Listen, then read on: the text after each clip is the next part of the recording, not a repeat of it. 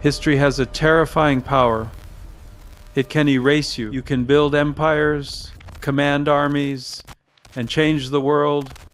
But if the stones don't remember you, you simply cease to exist. For centuries, this was the fate of the most famous king in the Bible, King David. We knew him as the giant slayer, the poet, the warrior.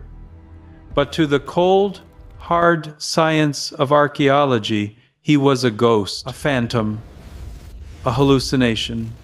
For decades, the smartest people in the room looked at the dirt in the Holy Land and said, "He isn't here."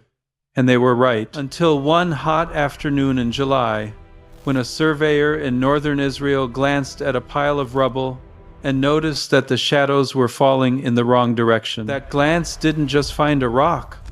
It found a time bomb that would blow the academic world apart. Let's back up. You need to understand how high the stakes were. We aren't just talking about a religious debate here. We are talking about the credibility of ancient history itself. By the early 1992s, a movement called biblical minimalism had taken over the universities. Their logic was brutal and efficient. They looked at the great records of Egypt, of Assyria, of Babylon. These empires wrote everything down: receipts for grain, treaties, wars, bragging rights. But in all those mountains of clay and stone, the name David appeared exactly 0 times, not once. So, the scholars connected the dots. They argued that David was nothing more than a Jewish version of King Arthur, a folk hero invented 500 years later by scribes in Jerusalem who needed a glorious backstory for their struggling little nation. It made perfect sense. The archaeology backed them up.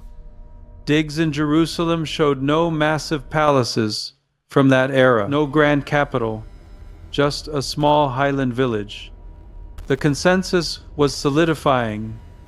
The kingdom of David was a myth. And then 1993 happened.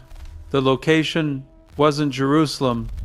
It was way up north, at the foot of Mount Hermon, at a site called Tel Dan. This place is ancient, a lush, green city that guarded the headwaters of the Jordan River. An archaeologist named Avraham Biran had been digging there for 27 years.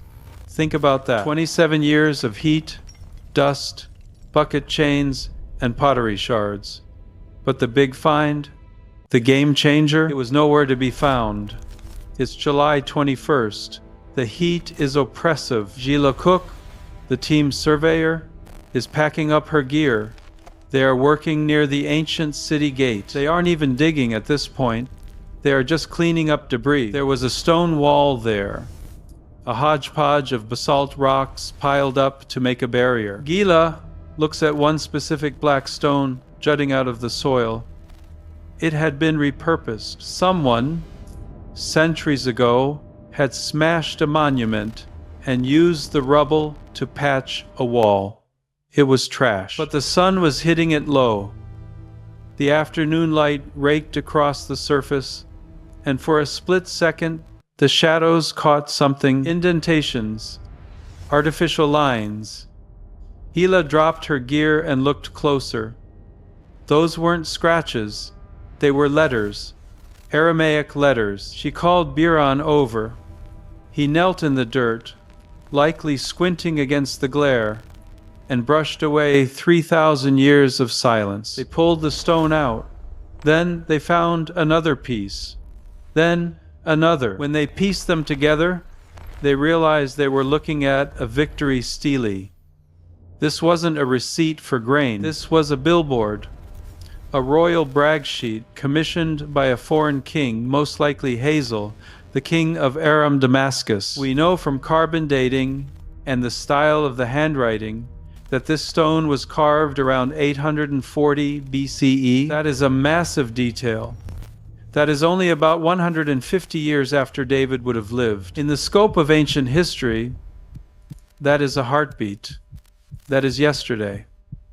But here is the twist. This stone wasn't written by David's friends. It was written by his worst enemy. The inscription is a boast. The king of Damascus is bragging about how he crushed his neighbors.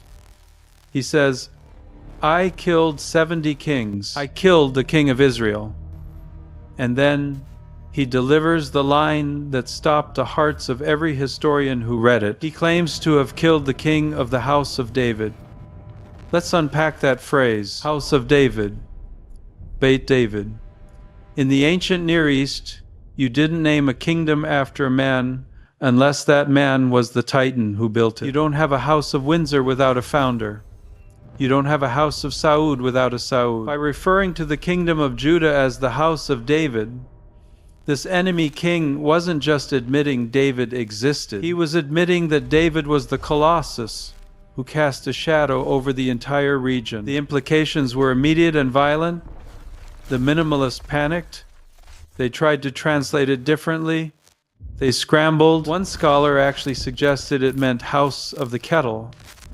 Another suggested house of the uncle. They were desperate to read it as anything other than a name, but the linguistic evidence was overwhelming.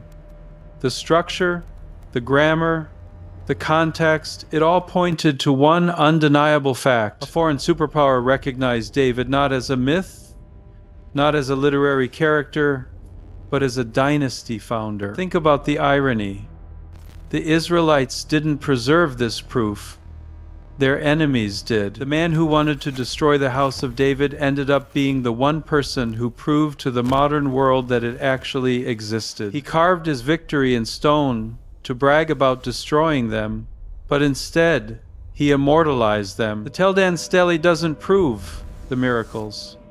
It doesn't prove Goliath fell, but it proves the man was real. It took a piece of basalt, trash collected into a wall, to shatter the silence. It reminds us that absence of evidence is not evidence of absence. Sometimes the truth is just waiting for the sun to hit the rock at exactly the right angle